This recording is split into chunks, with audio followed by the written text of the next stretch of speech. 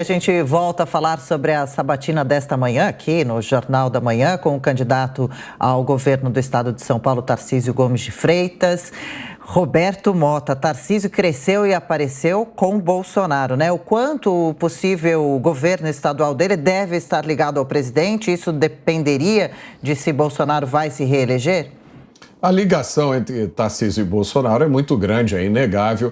Agora, é interessante observar como o Tarcísio cresceu e ganhou vida própria, né? Muita gente no início da campanha, inclusive, chamava o Tarcísio de poste, né? O Tarcísio é apenas alguém que foi escolhido pelo presidente Bolsonaro. Basta conversar, né, meia hora com o Tarcísio ou testemunhar uma sabatina como a gente fez para ver a enorme diferença entre Tarcísio e a maioria dos outros candidatos que o brasileiro está acostumado a ter que escolher para cargos eletivos, né? Aqueles candidatos com as respostas genéricas, aquelas respostas que servem para tudo, candidatos que geralmente têm um conhecimento extremamente raso sobre todos os assuntos. Não é o caso do Tarcísio. O Tarcísio tem pelo menos 4 ou 5 áreas que ele domina muito bem e são áreas críticas para a vida dos cidadãos. Então, o Tarcísio tem um futuro político aí pela frente, que com certeza estará ligado ao presidente Bolsonaro, mas o Tarcísio já mostrou que é capaz de um voo solo e muito mais alto do que estavam imaginando. Amanda Klein, o candidato faz uma análise interessante, separando um pouco ganho político de ganho eleitoral, né? São coisas diferentes? São, acho uma análise política interessante, sim. Ele fala sobre a votação expressiva que alguns candidatos bolsonaristas tiveram ao Senado, à Câmara dos Deputados, o próprio PL, partido do presidente, elegeu 98, 99 deputados, quase 100. Isso não era visto desde a época do PFL, nos idos de governo Fernando Henrique Cardoso, aqueles partidos monstruosos com bancadas vultosas, como aconteceu no PL.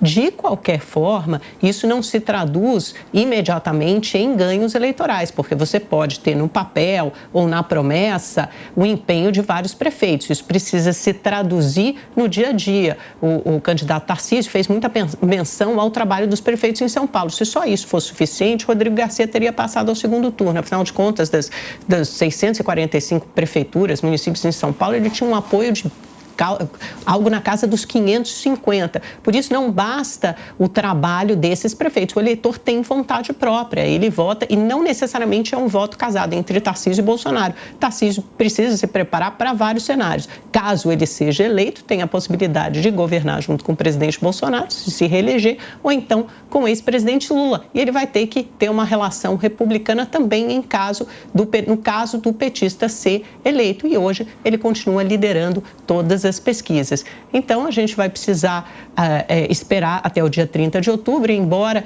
ele tenha consistência como técnico, não tenha experiência política talvez necessária. Será a primeira administração do candidato Tarcísio. A gente sabe que isso exige muito também da parte política, do traquejo político. Não adianta só você imaginar que você vai botar um bom administrador, um técnico do governo, e ele vai conseguir desempenhar bem todas as funções. Não, ele vai precisar fazer muita política também. Será um trabalho de aprendizado, caso ele seja eleito. E Zé Maria, que pena que o Fernando Haddad não aceitou o nosso convite. Seria muito bom poder sabatiná-lo também, ouvir os planos que o candidato tem para o estado de São Paulo. Mas, enfim, na sua opinião, Zé, a vantagem que algumas pesquisas mostram de Tarcísio é significativa? Como será, pelo que você tem visto, que Haddad tem feito para conquistar mais votos, mais parte desse público, reverter esse quadro? Pois é, olha, Adriana, trocaram o chip da política e alguns não perceberam, né? Não é só uma situação de São Paulo, mas nacionalmente e até mundialmente.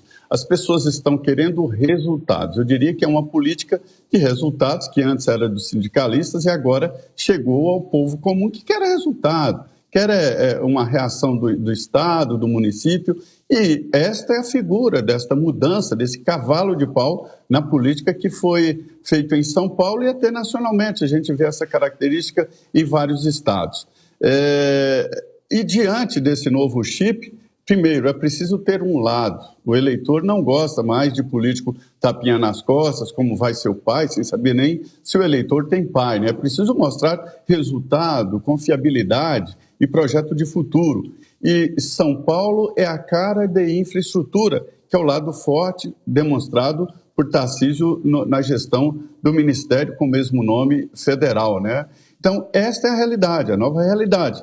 Uma mudança de políticos tradicionais para políticos de resultados.